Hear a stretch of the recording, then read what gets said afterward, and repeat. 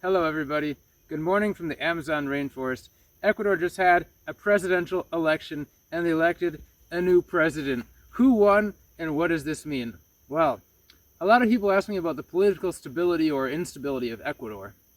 I like to say that every Latin American country is one election away from being a socialist dictatorship. Socialism is very popular in Latin America in general because there's usually a large segment of the population is poor and uneducated and really fall for the tricks politicians play, like I'll give you a bunch of free stuff and money and make a bunch of government ministries out of nothing to employ lots of people with money the government doesn't have. And then when I leave office with millions or billions of dollars that I stole from the country will be in massive amounts of debt and everyone will complain that the IMF and the China and all the loan sharks are coming in.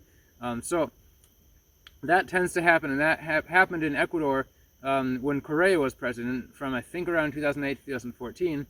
And then after Correa left office, his handpicked predecessor, Lenin Moreno, was supposed to continue the policies of Correa and continue destroying the country by overspending by ridiculous amounts and putting the country in more debt to the Chinese and the IMF.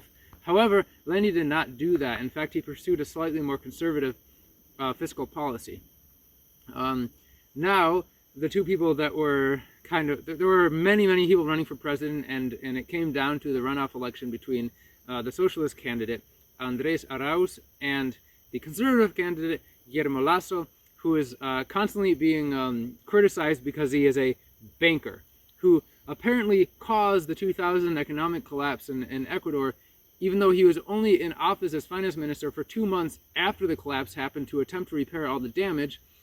And the collapse was caused by the government spending way too much money and printing its currency, the sucre, into oblivion, like most small countries eventually do with their own currencies.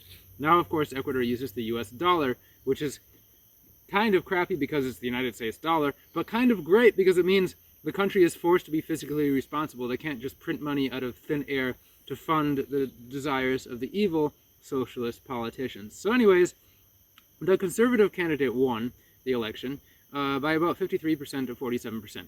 Now, what policies does the conservative candidate support? He tends to support policies that favor the ability of normal people like you and me to form small businesses and employ people, which is the best and most sustainable way to bring people out of poverty. Socialist politicians prefer to simply give people money and create more government jobs, and neither of those things are sustainable ways to bring people out of poverty, because you can't keep doing it forever and ever and ever.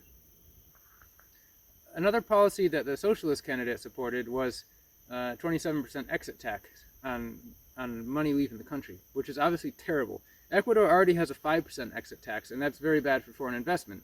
The myth behind exit taxes is they're supposed to stop foreign investors from investing a whole bunch of money in the country and then taking all their profits out of the country. But that's never really how it works. How it actually works is foreign investors don't even want to invest in the country at all because there's a massive exit tax that makes it, because obviously you can't keep every single cent of your profits in the country that you're investing in. That just doesn't make sense. The other thing that doesn't make any sense is any business that relies on imports has to constantly be sending money outside of the country to continue paying for those imports. Say you import appliances like refrigerators or this and that, and there's no refrigerator industry in Ecuador. There's like 1 or 2 companies that make refrigerators. So unless you want to only ever buy refrigerators from 1 or 2 companies and have there be no competition and have them be terrible refrigerators, you have to import some refrigerators from other countries. So if you have a refrigerator import business, anytime you're sending thousands of dollars out of the country to import more refrigerators to sell to people here, you have to pay a 5% exit tax on all of that money. So in addition to the ridiculously high import tax that Ecuador already has, which is getting lower year after year, by the way, you also have to pay 5% more. So that it just makes the prices of things for the end consumer go up higher and higher and higher, and it doesn't help national producers, like people say they do. The conservative candidate, Guillermo Lasso, interestingly, is also on the record supporting the right of the citizen to bear firearms. Now, actually, I know there's a lot of American liberals who will say that's terrible, da-da-da-da-da. Well, actually, until 2011, Ecuadorian citizens could apply for a concealed carry permit, and they would be allowed to carry a firearm on their person for defense, which is a really good thing because on the coast, for example, where there's a lot of crime, it's not uncommon for business owners to be attacked as they're leaving the bank because a bank employee lets their friend know that somebody just withdrew $10,000 and they come and rob them. So people being allowed to carry firearms was a really great thing until about 2011, when Correa decided it wasn't a good thing because his organized crime buddies couldn't make as much money because people were allowed to carry firearms, so they made that illegal. Anyways, in Ecuador right now, it is legal for citizens to own firearms in a very limited way, and they can only keep them at their house.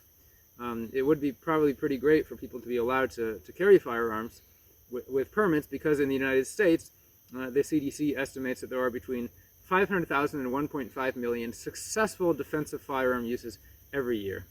Since the conservative candidate Guillermo Lasso was elected, it probably means the country is going to do better economically over the next 4 years. They're going to pursue economic policies that are better for foreign investors, and foreign investors seeing that the population of Ecuador is not ready to vote for another socialist after Correa and after what happened in Venezuela over the last few decades.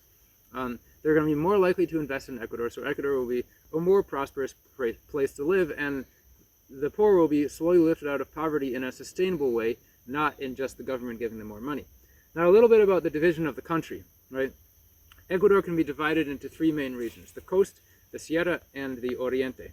So basically that's the coast, this strip of land down the coast. There's the mountain range running down the middle of the country that has Quito, Cuenca, Loja, and Vilcabamba, and then, which everyone knows, and then there's the Amazon region, which basically comes down from the Andes and goes into the Amazon basin. The coast is very densely populated. So actually, most of the votes for the socialist candidate came from a few provinces on the coast, with very densely populated huge cities with massive slums. Liberals love slums. They create slums just so they can get votes. So basically there's massive slums. There's lots of really obese people who just wake up and eat fried pork and a beer for breakfast. That's basically the coast for you.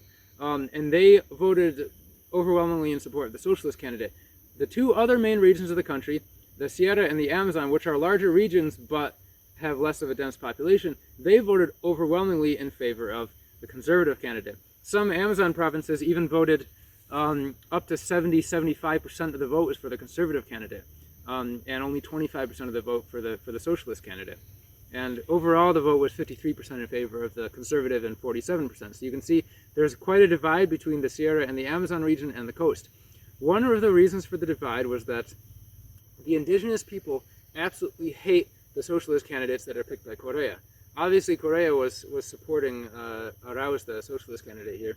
The indigenous people hate Correa because of what he did to them. He basically crushed all forms of protest. He opened up huge amounts of the Amazon to Chinese mining and oil extraction. And he also killed, assassinated, and put in jail indigenous leaders who tried to go against him. So they still have that memory fresh in their minds. There's no way in hell they're going to vote for a socialist candidate. And so that's how the election went down. I hope you all enjoyed the synopsis. I hope we can all have a little bit more hope for Ecuador's future. Have a nice day.